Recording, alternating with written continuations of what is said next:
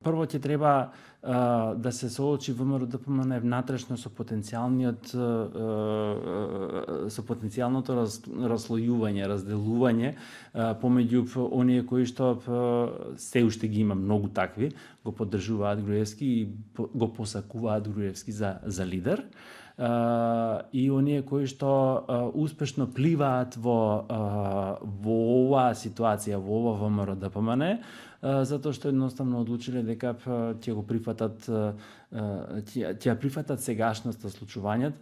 Ќе треба или да се јасно да се дистанцира од минатото, или да му дозволи минатото да го прегрне.